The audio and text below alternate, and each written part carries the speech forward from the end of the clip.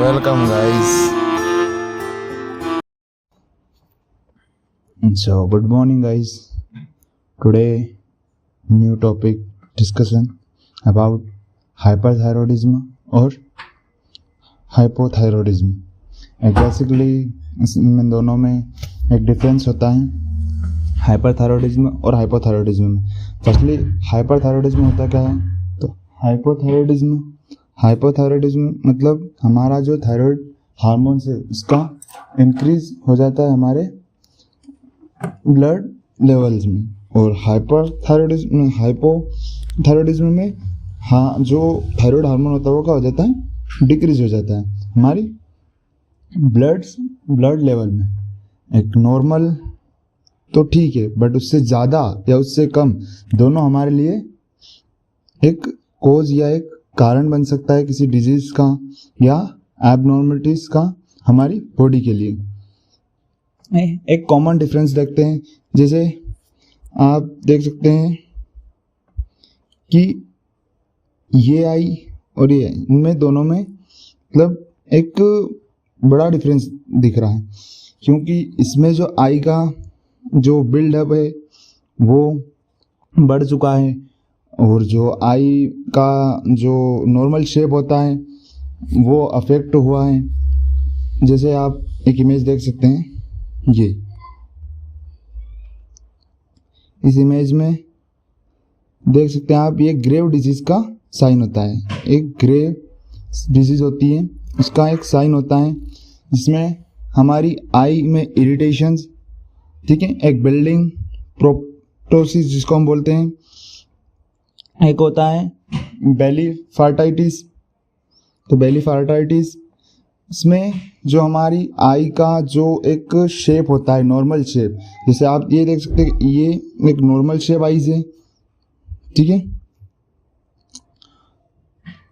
अब इसमें क्या हुआ कि हमारी आईज में फैट डिपोजिशन हो गया. इसमें हमारी जो बिहाइंड हमारी ऑक्यूमेटर से जो नर्व होती है या फिर हमारी आई के पीछे, ये ग्रेव डिजीज़ है जिसको हम ऑप्थेल्मोपैथी बोलते हैं, जो हमें ये दिखाई दे रही है, ठीक है.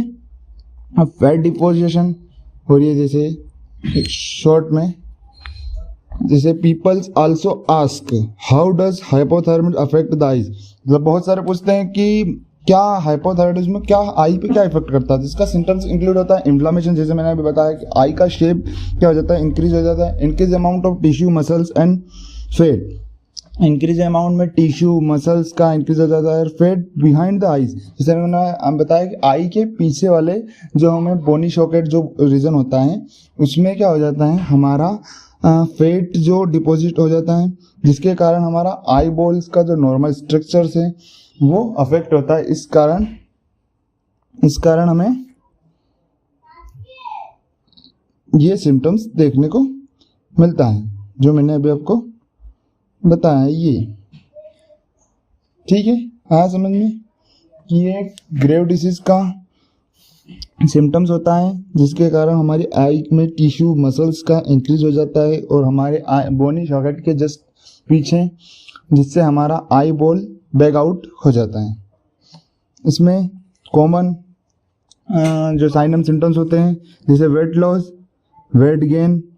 हमारे हाइपरथायरॉयडिज्म में क्या होता है? वेट लॉस होता है, बट हाइपोथायरॉयडिज्म में वेट गेन होता है. हाइपर में हीट इंटॉलरेंस, हीट का इंटॉलरेंस होता है, और टॉलरेंस मतलब एक सहन कंप्रेस होना या कम होना. इसमें कोल्ड इंटॉलरेंस होता है. हाइपर में ट्रेकेकार्डिया होता है, हाइपो में ब्रेडिकार्डिया होता है. ट्रेकेकार्डिया मतलब हार्ट अटैक का नॉर्मल रेंज से बाहर जाना, और ब्रेडिकार्डिया मतलब नॉर्मल रेंज से लेस देन या कम आना. फिर एक होता है ट्यूमर्स, एक फटीग, जिसमें एक फटीग मतलब थकान, ट्यूमर मतलब एक झुंझुना या सेंसेशन. हाइपर में गोइटर के चांस होते हैं, गोइटर. और जो हमारा हाइपो है इसमें डार्क स्किन, तो ड्राई स्किन मतलब सूखी स्किन. अब थायराइड गोइटर क्या होता है? तो जो हमारी थायराइड ग्लैंड होती है इसमें इन्फ्लामेशन हो जाना या इसके आउटर सरफेस में इन्फ्लामेशन हो जाना, जिसके कारण नेक पे हमको इन्फ्लामेशन देखने को मिलता है। ठीक है।